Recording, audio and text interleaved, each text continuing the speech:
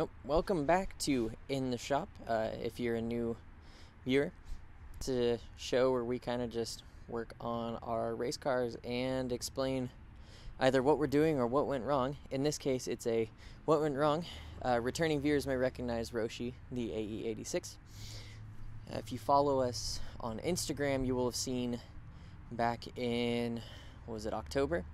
I blew the rear end at our local road course here in Oklahoma, Hallett Raceway. So it's basically been sitting, hence all the detritus that has collected on top of the car there. So in this episode, we're going to finally turn a wrench on him again, going to pull the exhaust, the drive shaft, the center section of the diff, which in my opinion is the part that did break. I believe the tooth that we thought was weak when we put it together is what let go. We'll find that out. So we're not going to fully disassemble the whole rear end in this episode. It's mostly just going to be get the main stuff out so I can go ahead and get it listed for sale in order to fund the plans I have for the car in this off season. Hopefully get it ready to go. But as always, just follow along. Remember to like, comment, and subscribe. It's always a good time here on Fitz Auto. So as you can see right now, we are going ahead and getting the car lifted up in the air on an 8.6 like this, or any live axle vehicle. It's always good to go straight for the diff pumpkin. A little bit more centrally located, nice and strong, not going to bend anything, and you're going to lift it nice and straight. So right here you can see, making sure everything is going to line up, checking the jack stands, letting it all the way down, and there we go, on the ground. So, always, as you should, is jack stands, of course. On an 8.6, conveniently live axle, so you just jack it up by the pumpkin. See if we can get a good shot here. And you just kind of let the axle hold the weight because that's what it was designed to do. Obviously, not going to get a ton of ground clearance here unless you've got really tall jacks, but it should be enough to get to that exhaust flange there, and then there's one a little further up. Go ahead and drop that in a couple of pieces. Should be not the hardest job in the world, but also not the easiest. Should go pretty quickly, however. We'll go ahead and keep the GoPro rolling on that. So here, I'm going to go ahead and find my wheel lock socket, move the camera, and then go ahead and take the wheels off. Makes everything a little bit easier. It's also impossible to get to your brakes without removing them. So here you can see I take everything off by hand. It's just something I got in the habit of, not really sure why I do that, and then I'll always put the lug nuts back so I don't lose them. Alrighty, so we got the wheels off. Got that one. See, yeah, there's the wheel, there's the lug nuts so I don't lose them. Now, next step is going to be get underneath there and take this rear section of the exhaust off. I'm not going to do it in one piece, just to make it a little easier to handle. So right here is where the real work pretty much got started. I started with my 12mm ratcheting wrench and I believe I said it was a 1/2 inch. The 1/2 inch is just there to hold the nuts while I broke everything over. It's really hard to do that when it's there's nothing to brace it against. You'll turn it and it'll just start spinning. But as we can see here, just kind of went for it, went pretty hard, started just going at it. I was getting really tired by this point. It was a long day, and I accidentally knocked over the camera right now. But then I went ahead and picked it up and moved it. And as you can see here, I'm working on, I thought, a bracket that I would need to remove. It holds the little hook. It's the final hanger. And it turns out I actually didn't need to undo it. You can simply just lift the exhaust off, which I figured out right here. As you can see, I just kind of was like, oh crap. And then I picked it up and slid it out. Alright, so we got one part of the exhaust off there. It's the big old fart cannon, as I like to call it. Rear end looks a little different. Ignore the microphone cable there. But got my light set up here. The GoPro. We're going to take off that whole section as one part because it comes off at the header. Those bolts are on there really freaking tight. I got the jack to kind of lift it up a little bit there. Notice my tires going flat, but yeah, making progress. So at this point, I've moved up to the front of the car, going ahead and taking off the exhaust pretty much straight, not pretty much, it was actually straight at the header at this point. There were two bolts there, and I'd had problems with them every time I'd bottomed the exhaust out. I snapped the old exhaust bolts, and so they were replaced with some hardware store bits, and I'd actually torqued them down pretty tightly, so it was quite difficult to get them off. this point realized I had to get my O2 sensor taken out. There's actually 2 bolts that hold it in. There's a little bracket on an 8.6 as opposed to most cars where it just screws into your exhaust. It's made it a little bit easier because I'm not dealing with a ton of torque holding it in. They were almost just finger tight, mostly held in with the looked like gray RTV previous owners, am I right? But it's pretty easy. Got it taken off, and then I just kind of slid the exhaust out. Alrighty, so we got the exhaust pulled off here. You can see fart cannon section, and then this was header piece here. There's where the O2 sensor went, and then all the way back to there. It's a whole lot of exhaust for a car that honestly isn't that big. But my favorite bit was this thing always scraped. Never scraped the car, always scraped the exhaust. And you can see where, if we flip it over here, it got pretty goofed up. It's pretty flat right there. Didn't punch through, but pretty gnarly. But yeah, there's a mid pipe where if you had a cat, that would go there. Had a resonator. But yeah. So our next step would be to try and crawl into there again. See if I can't get the drive shaft disconnected. Alrighty, so before I jump under the car here, figured I would explain what you're about to see on the GoPro footage. So, to pull out the limited slip from this car, apologies for the audio there. The first step is undoing the drive shaft. You can see one of the bolts right there. There's 3 more of them. I hate pulling them because 1, you're wedged up under the car with no space. 2, they give you no room. And 3, it's just very unpleasant. But once you get that done, there's 2 more steps. There's about 12 bolts on the pumpkin itself, and then the axles have to come out. I will, of course, explain how to do those. But for now, the bolts up there are 12mm, hence 12mm ratcheting wrench. And then I couldn't find another 12, so I'm going to ghetto rig it here, go 1/2 inch. It's close enough that I can use the 1/2 inch to basically hold the nut in place so it doesn't just spin.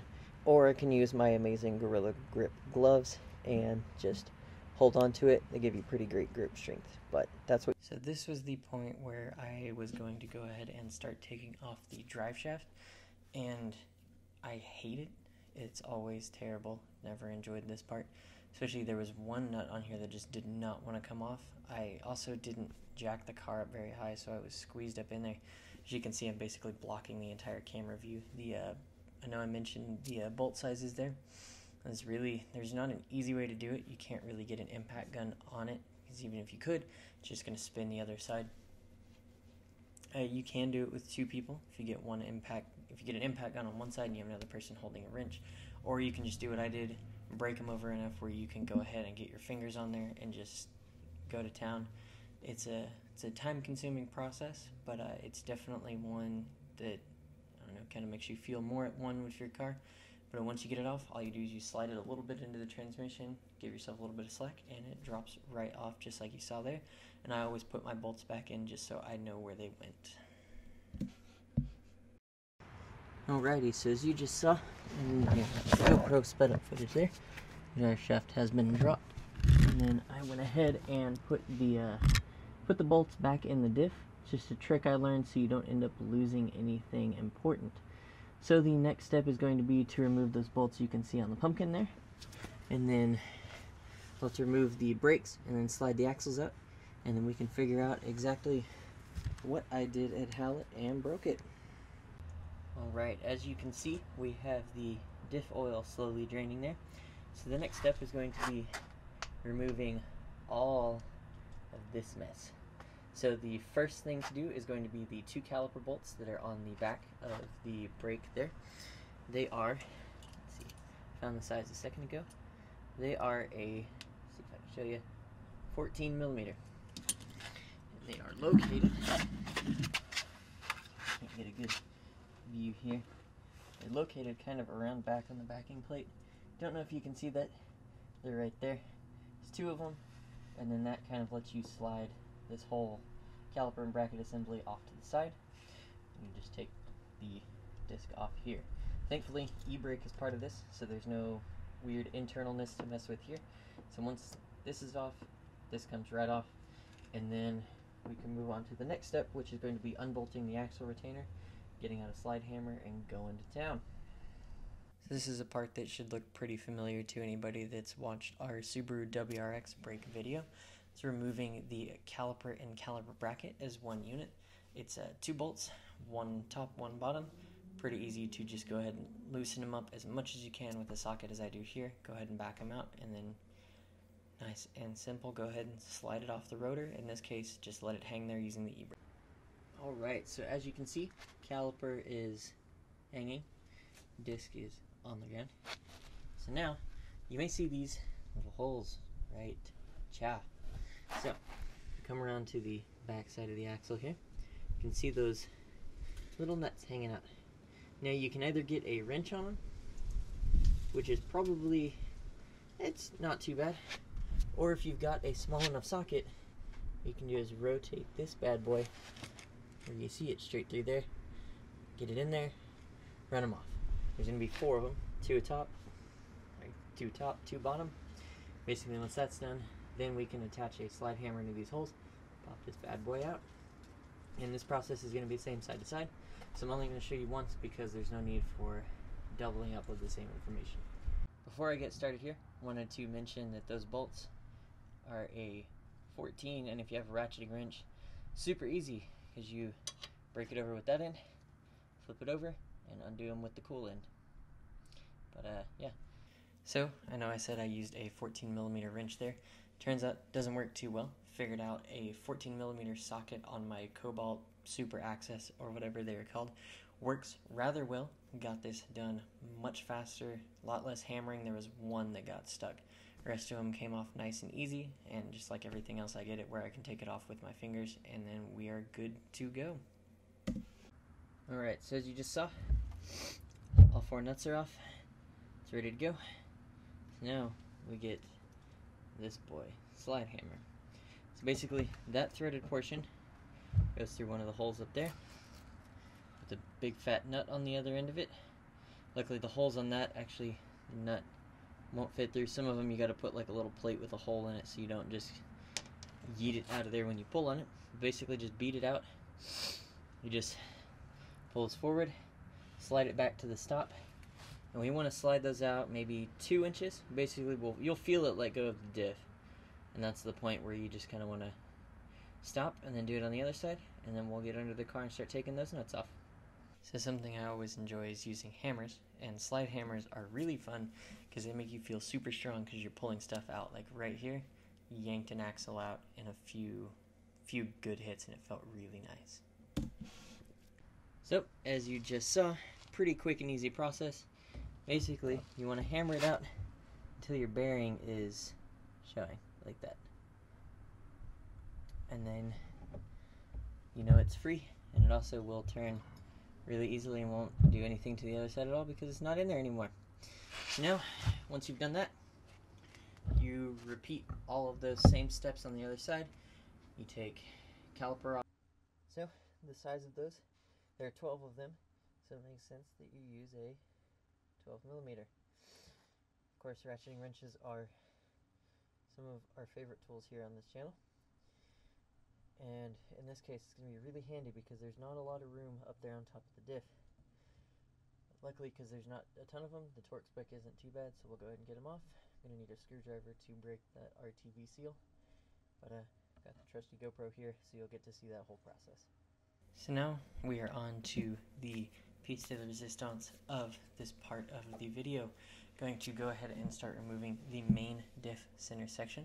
Mentioned it's a 12mm bolt on all of them. There are 2 studs that are longer on the bottom. Doesn't really matter, it's all the same nuts. And in this case, a ratcheting wrench is of great handiness because you can break it over, get everything loose. And what I did is I broke everything over, got it finger tight, didn't take anything off until I was ready to really start prying on it. I just started popping nuts off, and because I know I'm getting rid of this, this is the one part that I didn't actually put the nuts back on. I believe they're actually still laying underneath the car in my garage. And as you can see here, there's a few that are actually quite difficult to reach, especially if you did what I do, where you brace the car on the axle because it settles down. There's actually, as you can see, I moved the camera here to try to give a better view. There's a few that are way up there on the top of the diff. There's one literally straight top. It was rather difficult to get to, but I did actually get it off. And so now we move on to all the nuts are off. Take a screwdriver, whatever you've got. Somebody put a ton of RTV on this thing when it was reassembled, but it was basically just a matter of breaking that, going at it, peeling off the seal there. I apologize for the really crappy angle here. You can't really see anything besides my frustration, but you can see I'm just stopping, thinking, trying to figure out what the hell is going on here. I didn't realize that RTV could be that strong. I also didn't realize that the old diff grease had actually kind of helped. As you can see there, a big hammer is actually really useful for breaking any kind of seals like this. I've had good luck working on old rusty crap. You just pry and pry and pry, and then you get mad and you hit it once, and then you pry and the whole thing comes off really quickly. Honestly, I don't remember where I walked off here. I was probably getting frustrated or looking for a certain tool. But I went ahead and moved the camera, and for you eagle-eyed viewers, you can actually see by this point I had managed to pry it a little bit off. Crawled under the car here, and this is something I do not recommend. This is actually really dangerous, pulling this off by myself with my body that close to, I believe it's a 35 or 40 pound chunk of metal that could have ended very badly, and you'll see how badly it went for me. Obviously I'm alive, but it did end up hurting quite a bit. And right here I found a little crowbar. Turns out not quite enough room, so I ended up just using whatever I could, hammer handle here, hoping I didn't break it, just wiggling it back and forth, trying to figure out, I took everything off, blah blah blah. So right here is a part that I wanted to point out to you guys. Actually, there is a diff snubber on top in these cars, big chunk of rubber, and it is actually straight in the way if the car is at ride height, as mine is here, where it will not let you slide it off. So I took one of the bolts out, tried to rotate it, wasn't quite enough to get it all the way off. So here I went ahead and got to the other side, turned it. I believe I took one more nut off, and then I did this, and this is the part I was talking about where things went badly.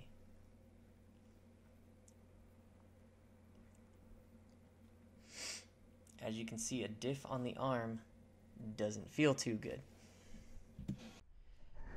Oh, here we go. Got the diff freed from its home, and it's pretty broke. There are 7 teeth that are broken pretty bad here, 4 more up in the diff, and then 4 on the pinion gear that we broke. So if you do some quick math, that's 15 total teeth broken off that. But there was a little bit of an extra surprise. I'm gonna walk over to these axles real quick. So, driver's side axle, looks fine, nothing wrong with it. Come over to the passenger side axle. Yeah. So when you look at them, let's zoom out here. We broke about a ½ inch or so off the axle there. But yeah, that's so total carnage is 1 broken axle and 14, 15-ish teeth off the ring and pinion. You may notice this extra beefy boy right here. That's going to be the axle for the Ford 8.8. And as you can tell, it's basically twice as thick, so may add about 40 pounds to the rear, but we won't be breaking that anytime. Well, that is it for this episode of In the Shop with Fitz Auto. This is just me, Shelby, signing out today. But yeah, you saw some cool stuff. You saw exactly why Roshi hasn't been really featured in anything since October, but you did see the axle we will be replacing it with, and you saw how to go ahead and disassemble a GTS axle in case you do what I did, put too much power through it, sticky tires, and blow that crap up. Remember to like, comment, and subscribe, and we'll catch you next time.